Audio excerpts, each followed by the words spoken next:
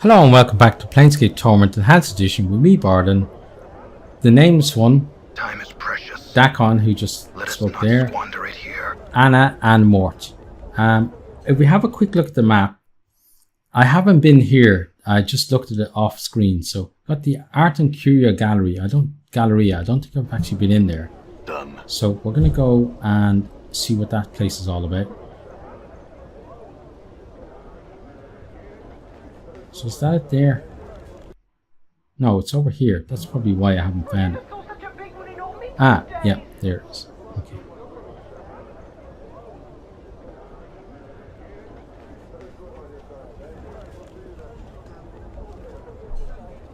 Because I want to get, I don't know what will happen if Fall from Grace joins us. I don't want to end her quest line and not be able to finish up the others that are in there. Okay, so let's have a look at this stuff.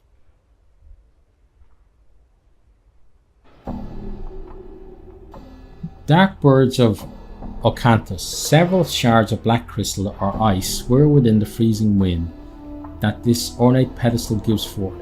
Each shard looks razor sharp. Touching or grabbing one could be perilous. A placard on the pedestal reads, Dark Birds of Ocanthus. Why do we have the... Let's try touching one. As you reach out to touch one of the whirling shards, your fingers enter the icy wind that rises from the pedestal. Instantly, a coat of numbing frost forms around your finger, causing you to momentarily draw back. Let's try and touch one. You thrust your finger into the frigid, numbing wind. Unbeknownst to you, your forefinger freezes solid. As one of the black shards spins into it, your finger tip breaks off. Oh wow, with a sharp crack and goes skittering across the gallery floor. The icy dark birds remain in their whirling orbits as you wait for your fingertip to grow back. Leave. Hope no one saw any of that. So what's going on here? Yeah, look, he's healing up now. What's this? The painting depicts a shore scene with a wide reddish-orange sun setting behind a peninsula or large jetty. The scene, though unoriginal, is breathtaking. The play of the fading daylight across the water is captured perfectly, but staring at the painted sun for any length of time makes your eyes ache. A placard reads, Surface of Thalassia. Okay, let's touch the painting. Oddly enough, there is nothing unusual about the surface of the painting. Okay, so is this unique in that? No, these ones look weird as well. The painting shows an enormous granite keep, a hideous thing, long and low, covered in leering gargoyles, suspended in what looks to be the night sky. A cloud of crimson and violet vapor whirls in the background. Along the right side of the painting, a placard reads simply, The Library. Okay, so we can't do anything there. The hundreds of chips of translucent green glass which make up the stained glass window don't appear to be held together by anything, but rather remain free-floating and mysteriously suspended within the iron frame's boundaries. The shards ripple and move in slow waves, causing bizarre patterns to fluctuate across the window's surface as various portions of it refract. The gallery is light in different directions. A small placard beside the window reads, Arcadian stained glass window. Let's touch it.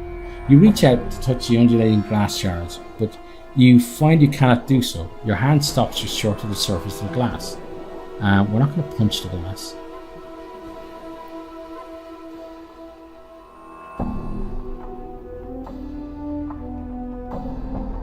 The painting is a dark cityscape, a faraway view of some giant center of civilization being burned to the ground. The streets of the place are empty, however, absent of soldiers, refugees, and even corpses. The placard reads, The Folly of Undone. This looks to be a subterranean landscape, a massive cavern, interior filled with colourful, faintly luminescent, gigantic fungi. The placard reads, Veil beneath Clangeddon. Okay, let's try this one.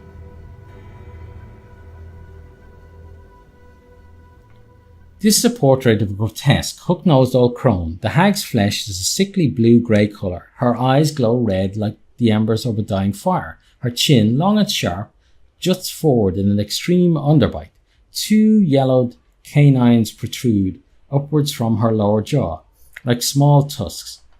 The smile upon her withered purplish lips speak of a horrible secret. A placard reads, Grey Hag of Oinos. Okay, let's leave. As you begin to turn away from the painting, something in it draws your attention. A strange tingling sensation arises in the back of your mind. A memory begins to surface. Let's try and recall the memory. You recall standing confused in a maze of briars. The hideous crone from the painting is before you, cackling wildly. You grit your teeth in frustration, wondering why she's laughing at you. My poor dear lovely thing, she croons. Why, that was your first wish. She points a single bony clawed finger at your forehead. Your temples begin to throb painfully, and you can remember nothing more. So we were the guy in the story that Eve told. The statue looks like it is about to make some angry proclamation. The sculpture has captured the essence of fury magnificently. The chiseled tension lines around the neck and forehead alone must have taken many long months to get correct. Fine cracks run over the entire statue, and there is a plaque attached to its base. Let's read the plaque. The plaque reads, the statue is believed to be the final fate of the Etherian sorcerer Gangroidon, attacked by a conclave of rival sorcerers. At the height of his dream madness, he was imprisoned with a spell that turned his flesh into stone. Gangroidon is said to have been frozen with a final awful curse still upon his lips. A curse so terrible that it was never meant to be spoken by the lips of a man. Do we really want to apply the salve to this guy? Let's examine the statue. Let's examine the cracks. You carefully examine the cracks that run like a network of fine black veins along the statue's surface. At one point near its inner arm is a section where an entire splinter of stone looks ready to come off. I want to see what happens. I want to apply this to it and see what happens. You smear the foul-smelling ointment all over the statue. There's a strange shimmering around the statue, and you watch as the statue takes an intake of breath, and the eyes of Gangrel fill with a blazing, vengeful madness. Let's cover our ears. Before you can do a thing, a blazing torrent of words fly from the sorcerer's lips. As he speaks, you feel an agonizing sensation, like a sudden wave of raging heat, pour over you and settle into your skin like a blistering wound. Blindness strikes you as your eyes burst, running from their sockets like shattered eggs. You hear someone screaming and realize it's you. Wait for the horror to end. The last thing you hear, even over your own cries, is Mort shouting. New taunts, all right. By the lady's bladed teeth. Teats, what a... Everything suddenly falls silent as the last of your senses flicker and fade away to nothing. Die horribly, a victim of Gangrodian's awful curse. Another trip to the mortuary. Now, Chief, you snore. Done.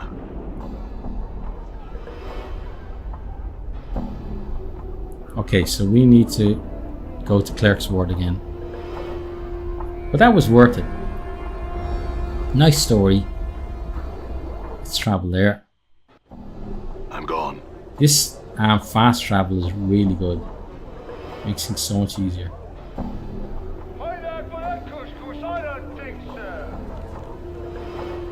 Where's that building again, though? Oh, here. Okay. See, I keep... No wonder I missed it so many times.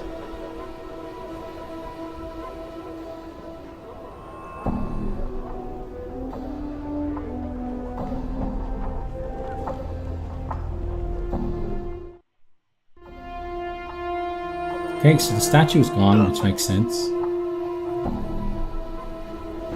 Got a few more things to look at.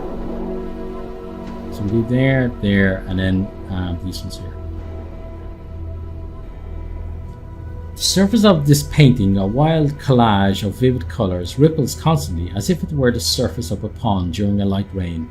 A placard reads, Wave Motion Study Number 7. Let's touch the painting. You place your palm against the canvas. You cannot feel the ripples themselves, though a cool tingling sensation passes through your hand at first contact. Okay, let's try here.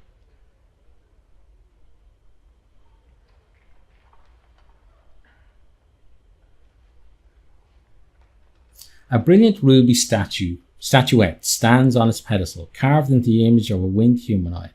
The figure is either demonic or angelic in nature, but it is difficult to tell which because it refracts the light in the gallery strangely. There is no placard indicating what exactly the statuette is. Okay, let's leave. So there's no one in here that can tell us more about things. A painting of tall black cliffs against a blood-red sky. There looks to be figures hiding amongst the crags of the cliffs, but whenever you squint at the painting to try and make them out, the images fade into nothing. A placard reads, Outland Raiders. Okay, let's try this one.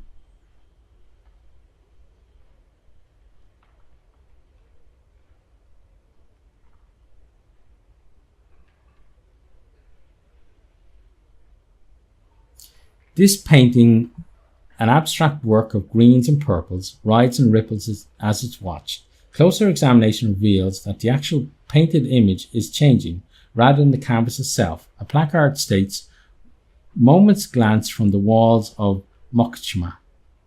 Let's touch the painting. You place your hand upon the painting. As you had suspected, it is not that the canvas is physically moving, but that the painting image itself is changing. Okay, let's check this one.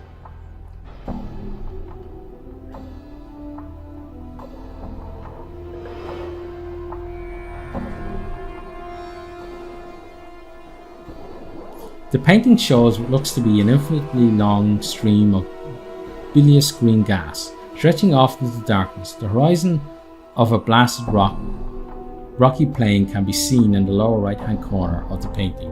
One is given the impression that the head of the green cloud is rearing to strike down upon it. The placard reads, Hazazot at the consumption of Nagar. Okay. Oh, there's one here as well. Look. An animated bloody iron chain, coiling and uncoiling it upon itself. The chain itself seems to bend and weave like the spine of a snake. A small placard reads, The chitons animate chain from jangling hither. The chain is slightly warm to the touch, as if it were alive. You notice the various barbs, tiny hooks, needles, and other small sharp bits are welded along the chain's length. Let's leave. Okay. Did we do this one? I think we did. Oh, there's one here as well. Look. Yeah, we did that. We didn't do this though. Oh, there's ones over here that we didn't do. Massive horn of beaten lead, wound with brazen chains. The horn is horribly mangled, as if some tremendous force had crushed it. Jagged blades protrude along its length, almost as if it were meant to be used as a club by some gigantic creature, as well as a battle horn. A placard mounted beneath the horn reads, Cleansing Horn of Acheron. Put your head against the wall, try and blow the horn. Try as you might, you can not get a sound to issue from the massive horn. Your lips come away from the mouthpiece, tasting of blood, smoke, and metal. Okay, let's leave. Let's make sure that we haven't missed anything. So is there something new here now? The statue in truth, the once petrified sorcerer, is simply gone, presumably having walked off without leaving so much as a note of apology. Okay. Which one gave us a memory? Is it this one? Yeah, that's the hook nose. Okay. So let's check these out. So we've got those two. And then there's something we can do with that one, but not sure. A set of 4 paintings which portray an empty beach in the dead of night. The air around the painting smells faintly of brine, and the painted sea seems to ebb and flow across the darkened shore. The placard reads, Karasutran Shoreline. Let's sniff at the painting. The surface of the painting smells strongly of sea. Let's touch the painting. You place your hand on the painting, not knowing quite what to expect, but it's merely the texture of painted canvas that you feel beneath your fingertips. Okay, so that does nothing. I think this might actually be the same. Yeah. So, yeah, they're all connected together. Okay, so we'll have to come back and see what that thing is all about some other time.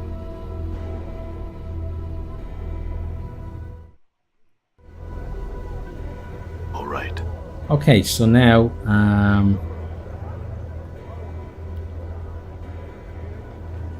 first of all, I want to check people's inventory, make sure nobody's full. No, we're all looking good. And we've got plenty of stuff to sell as well. And then I want to check up on people that we've talked to but haven't necessarily gotten anything to do from. So there's a guy over here. Actually, we've got Abel and there was another chap, wasn't there? The Drunken Mage. But let's talk to Abel first. Abel Ponderthal.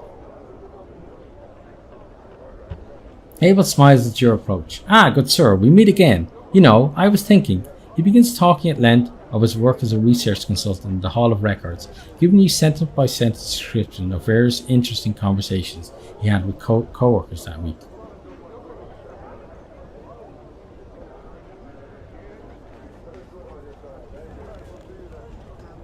I'm trying to see if there's anything that he do for him. Excuse the on there. There's some questions about you. What's the symbol? Oh, we told us that already. No, I don't think we can do anything with him.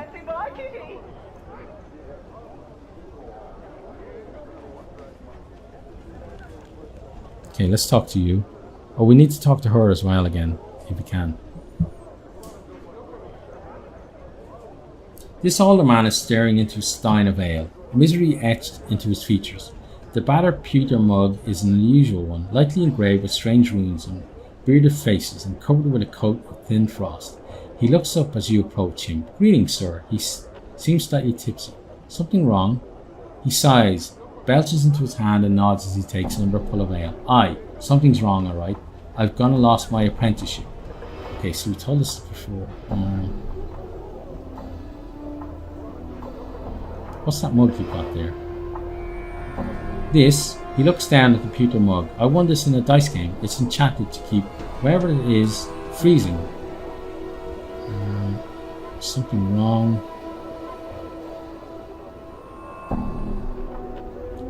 You were too weak to stop at your own fault. Farewell. I probably shouldn't have said that to him. It's a bit cruel. Can we talk in here again? Or pop in here again? Actually, do you know what? Well, I don't think... Oh, this guy is here. But, do you know what we have to do? We have to go back to the guy that gave us the letter and tell him we delivered it.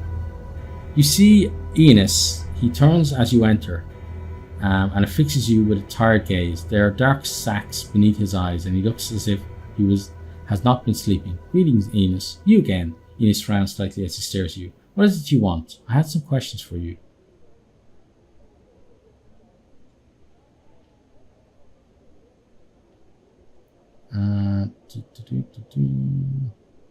Can you tell me about the fire?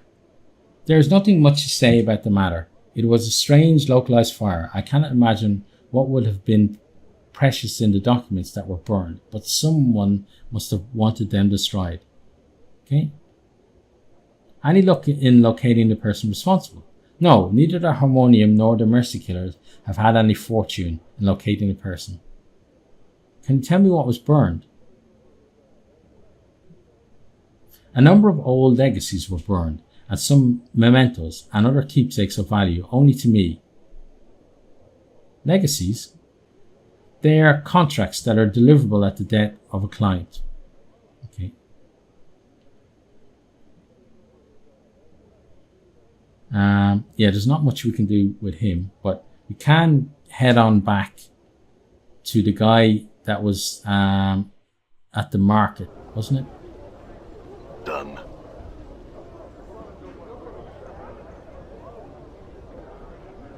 Let's head on up here.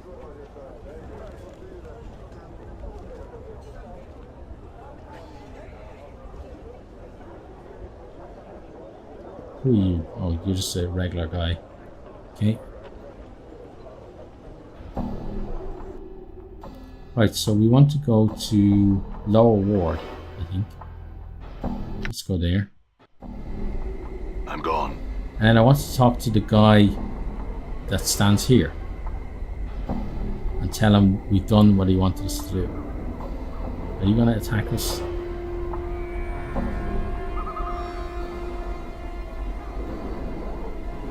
Guild Spur, okay. Once again, you come to me once again. There must be something I can do for you that my brother Darren cannot, eh? The message is delivered. That was certainly speedy, wasn't it? Not really. Well, delivering the message was speedy, but the actual telling you that we delivered the message was not speedy. My thanks, friend. One more task for you. For the princely sum of 200 coins, just take this handbill down to Barkus at the Smouldering Corpse and ask him to post it somewhere. He's an old friend, so he'll gladly see to it. Alright then. Thanks, Updated I guess, for my a while. journal. I'm gone. Okay, so let's head on here and then use the ability to move on the world map to get to the Smouldering Corpse as quickly as possible.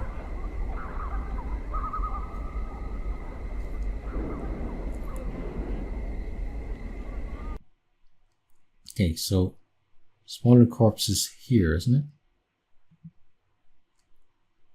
Yeah, let's go there. Okay, Hive Tug, you're gonna die. And then we're gonna check if you have anything of worth on you. Okay, we'll take that. I'm gone. Okay, Smouldering Corpse is around here. Here. Yeah, you guys can follow all you like, but it won't matter.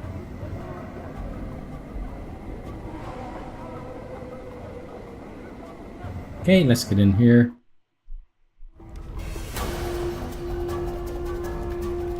All right. So who is it? It must be the guy that owns the place. Yeah, Barkus.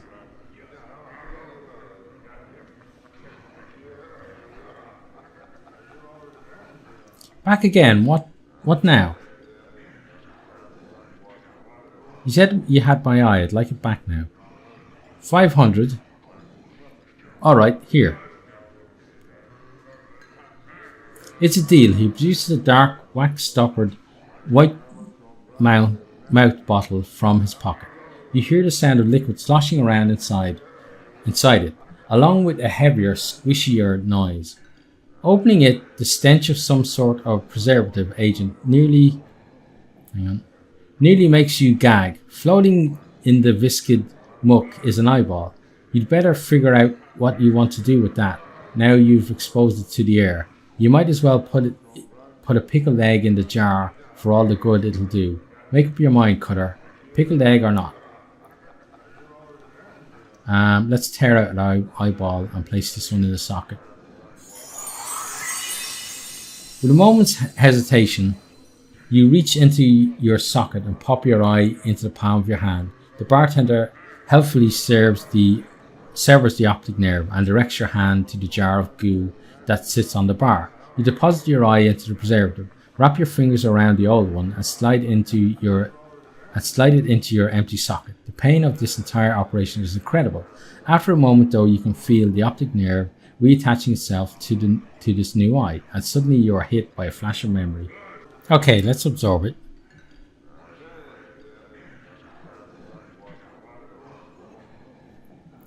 Memory flash. A vast expanse of chaotic, ever-changing wasteland stretches before you. A group of humanoid vultures plummeting toward you, cruel weapons ready to strike, and your own shining blade clutched tightly in your fist. Memory flash. 3 toughs surround you in the colours of an enemy you can't quite place. Long daggers glisten in their hands, and the light glints cruelly from their exposed teeth.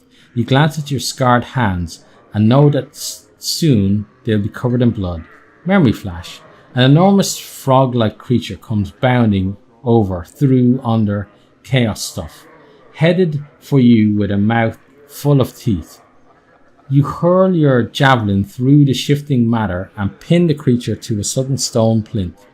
You have recalled some of your lost fighting skills. Okay.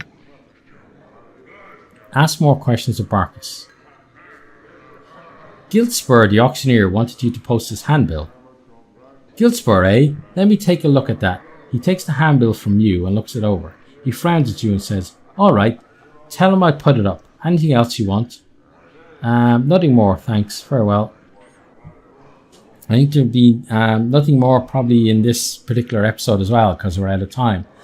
So from Barkus, myself, Bardon, the Nameless One, Dakon, Anna, and Mort, and the Burning Man, it's good, or it's a smoldering corpse, sorry, and the smoldering corpse.